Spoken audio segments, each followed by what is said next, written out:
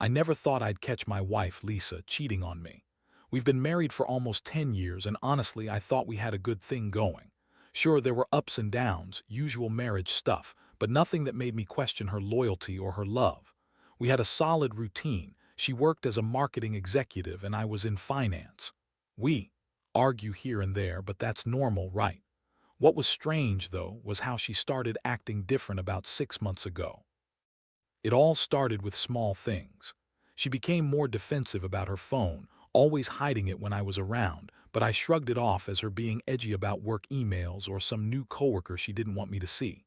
Then she started coming home late more often, saying it was just work stuff. But I could tell she was lying. She'd snap at me if I pressed her, call me paranoid, or accuse me of not trusting her. But I could feel something was off. The real turning point was when I noticed her phone was acting weird.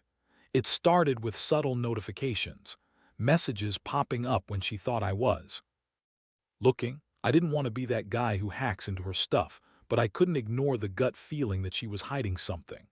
One night she left her phone on the couch, and I couldn't help myself. I glanced at the screen. That's when I saw it.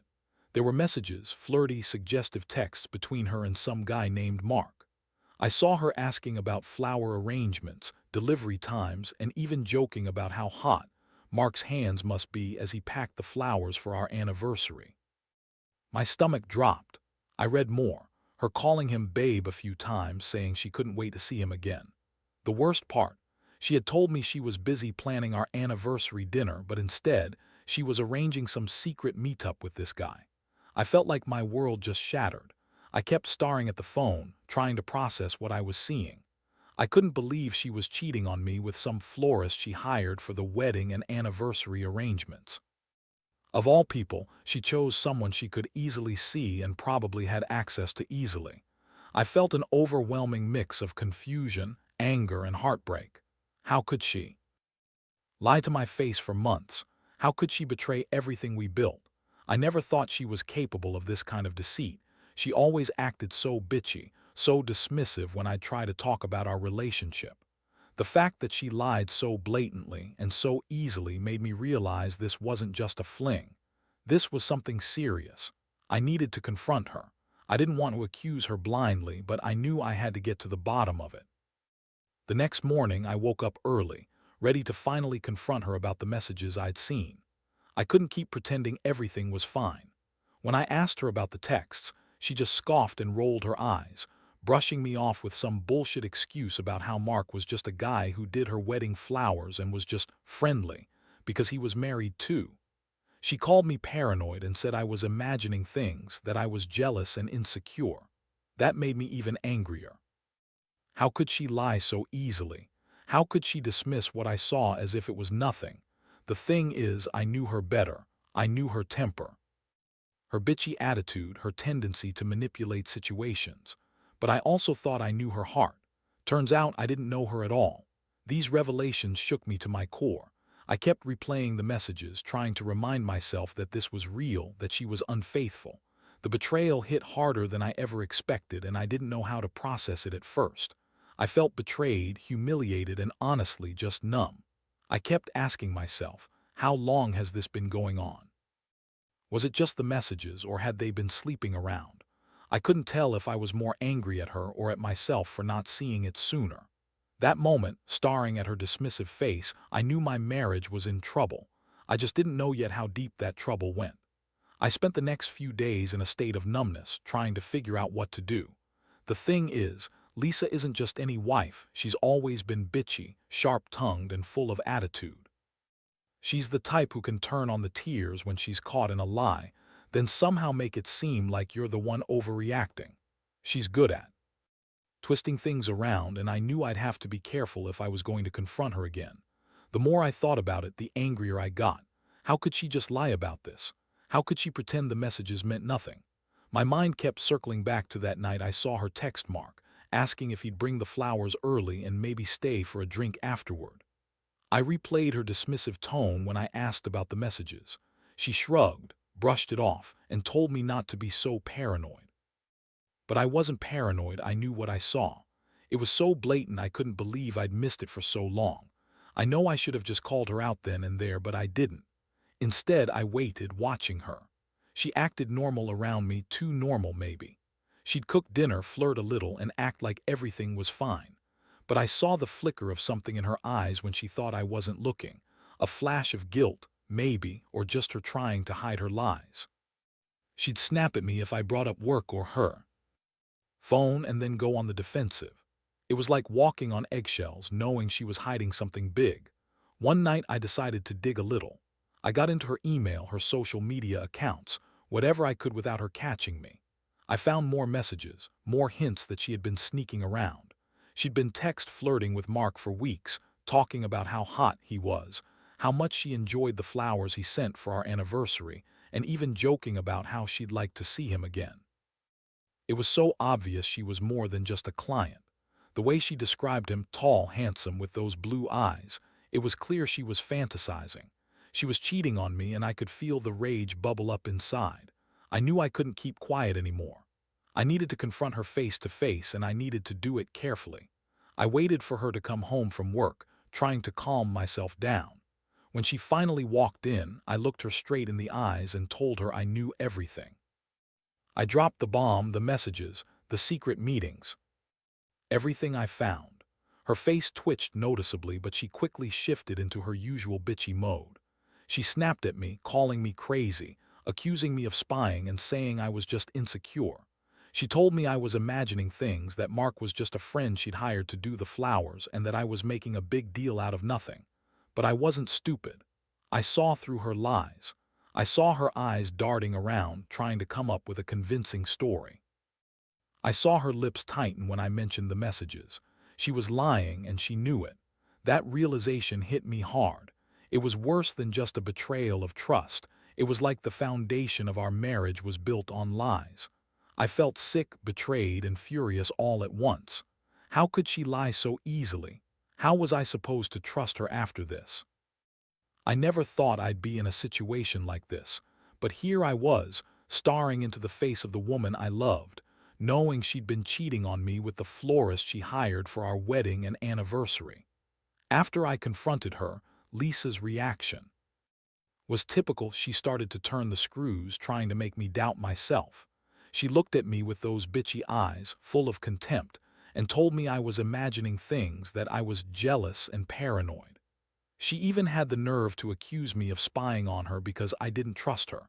That made my blood boil. I told her I wasn't crazy, I wasn't paranoid, I had proof. She rolled her eyes, scoffing, and said I was blowing everything out of proportion, that I was just insecure because I was afraid of losing her. But I knew better. I could see right through her bullshit. She's always been good at lying, twisting the truth, and making herself out to be the victim.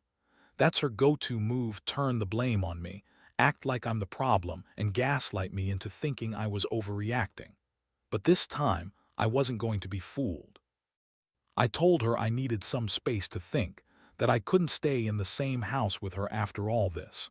She sneered and said I was overreacting, that I was just jealous because she was more attractive than any other woman, and that I was just insecure about losing her.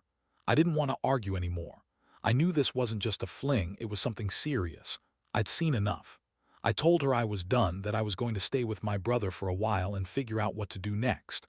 When I said that, she snapped. Her bitchy attitude turned into pure rage. She called me an insecure, controlling asshole and said I was ruining everything because I couldn't handle her freedom. She even accused me of being a sexless loser who couldn't satisfy her anymore. That one stung. I'd always been faithful, always tried to keep her happy, and here she was throwing these cheap shots. The emotional fallout hit me hard. I felt like I'd been punched in the gut. It wasn't just about the betrayal, it was about the complete loss of trust, the feeling that I had been living with a stranger all these years. I kept asking myself how I missed all the signs, how I could have been so blind. Was I just a fool for staying silent? Did I even know her at all? The anger, the sadness, the confusion, it all swirled inside me. I knew I had to make a decision, but honestly I was too overwhelmed to see clearly. All I knew was that everything had changed, and I didn't know if we could go back from this. That night I couldn't sleep. My mind kept racing, replaying her words, her sneer, those messages. I wondered how long she'd been lying, how many nights she'd been sneaking around with Mark. The thought of her fucking him, maybe even having sex with him, that's what tore me apart the most. That she could betray me so openly, so shamelessly, made me feel sick. I felt betrayed, humiliated, and I could tell that my trust in her was shattered beyond repair. But I also understood that I couldn't keep living in this state of pain and confusion. I had to decide what was next, no matter how hard it was. The next morning, I woke up feeling like I'd been run over by a truck. My head was pounding and everything seemed heavy. I hadn't slept much, just replayed everything in my mind, trying to piece together what I should do. The betrayal still stung like hell. I knew I couldn't go on pretending everything was okay, not after what I'd seen and heard. I had to face facts. Lisa was cheating on me with the florist, no less.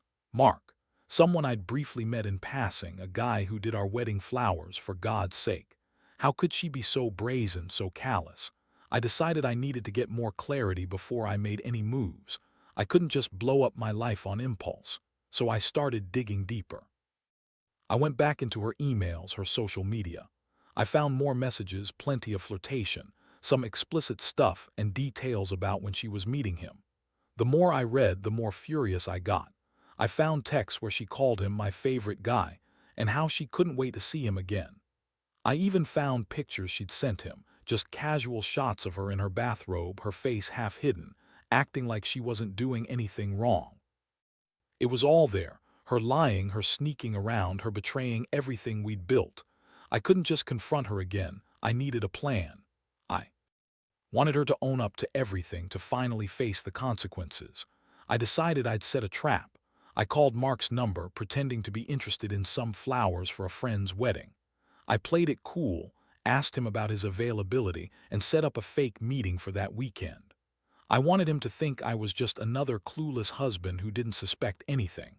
Meanwhile, Lisa was at work, probably thinking she'd gotten away with it. I made sure to be vague enough so she'd never suspect I was onto her.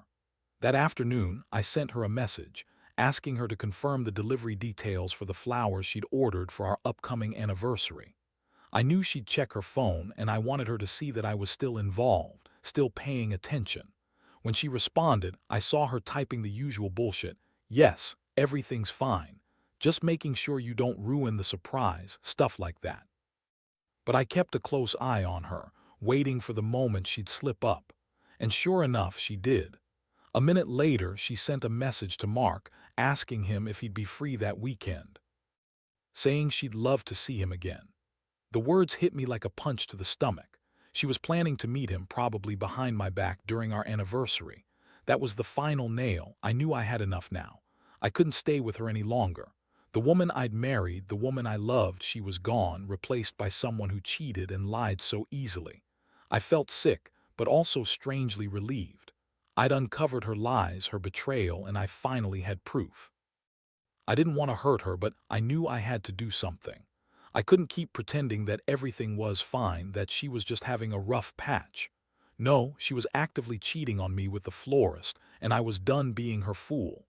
It was time to make a decision about what came next. That evening, I sat in my living room, staring at my phone, trying to decide what to do next. I knew confronting her directly would only escalate things, and honestly, I wasn't in the mood for her typical manipulative bullshit. I'd already seen enough, and I was ready to end this, or at least make her face what she'd done. I didn't want to ruin her, but I also didn't want to stay in a marriage built on lies and betrayal. I had to think about my own sanity, my self-respect, and what was best for me moving forward. As I mulled over it, I decided I'd set a trap. I wanted her to catch her in the act, to see her face when she realized I knew everything. So I texted her, pretending to be casual but with a tone that suggested I was on to her. I told her I had the florist, Mark, ready to meet. I said I wanted to confront him and get some answers. Her response was almost immediate. She tried to deny everything, calling me crazy, accusing me again of spying, and said I was just jealous. But I didn't respond. I just kept pretending to play along, waiting for her to slip up again. The plan was simple. I'd arrange for her to meet Mark at a specific place, one I controlled. I wanted her to think I was clueless, but I'd be waiting. I wanted her to see that I knew everything, so I set up an appointment for her to meet him at a quiet cafe downtown, one she wouldn't suspect. I even sent her a fake message from Mark confirming the time and place, making it look official. The day came, and I waited in the parking lot, hiding behind a row of cars with my phone in my hand. When she arrived, I saw her walk in with that bitchy smirk on her face. She was dressed sexy, trying to look innocent but clearly trying to seduce Mark. I watched her sit down with him and I could see the sparks flying. They were talking about the flowers, but I knew it was more than that. It was obvious they'd planned to do more than meet for business. I felt a mixture of anger and disgust. I watched her lean in, laugh at something Mark said, and then she reached across the table and touched his hand. It was confirmed. She was cheating on me actively, right in front of my eyes. I stepped out of my hiding spot, feeling my heart pounding. They saw me, and her face froze for a second, that bitchy, defiant look she always had. She tried to play it cool, but I knew her too well. I told her I'd seen everything, the messages, the plans, the meeting, and that I was done. I told her I was sick of her lies, sick of being played for a fool. I told her I wanted a divorce and that I'd be taking everything because I deserved better. She went into full-blown denial, yelling, calling me controlling, crazy, and justifying her actions with more lies. But I didn't care anymore. I'd been betrayed enough. That night was the turning point. I'd caught her red-handed and there was no denying it. The woman I'd spent 10 years with, the woman I thought loved me, had been unfaithful with the florist Mark during our anniversary. I felt betrayed, humiliated, and deeply angry, but at the same time I felt a strange sense of relief. I finally knew the truth, and I wasn't going to let her manipulate me anymore. It was over. And now I had to figure out how to pick up the pieces and move on from this nightmare she'd created. In the days that followed, everything seemed to spiral even more out of control. I moved out of the house, not because I wanted to, but because I knew staying there would only give her space to manipulate the situation. I felt numb most of the time, like I was just going through the motions. The betrayal cut deep, and even now I find myself waking up in the middle of the night, replaying that final confrontation in my mind. I keep asking myself how I missed all the signs, how I was so blind to her lies and bullshit. But there's also a strange sense of relief. I finally faced the truth. She was never the person I thought she was. The woman I married, the woman I trusted, was just playing a role, hiding her real self behind a bitchy, manipulative exterior. I realize I wasted too much time trying to fix something that was broken from the start. I should have seen her true nature long ago, but denial is powerful. I've since started the process of healing. I've cut all contact with Lisa, and I've been working on rebuilding my life. It's painful, no doubt, but it's also freeing. I learned that trust, once broken like that, is almost impossible to repair. And maybe that's okay. Sometimes you have to let go of what's hurting you, even if it hurts to do it. I've been talking to friends, seeing a counselor, and trying to focus on myself. I know I'll never forget what happened, but I also know I won't let it define me. Looking back, I realized that I was blind for a long time, but I've come to see that I deserve better than a wife who cheats, manipulates, and lies. I hope others out there who are going through similar betrayal see that they're not alone. It's brutal, but the truth always comes out. You just have to be brave enough to face it. In the end, I learned that some betrayals are so deep that even love can't fix them. All you can do is pick yourself up, learn from it, and move forward. That's what I'm doing now, one step at a time.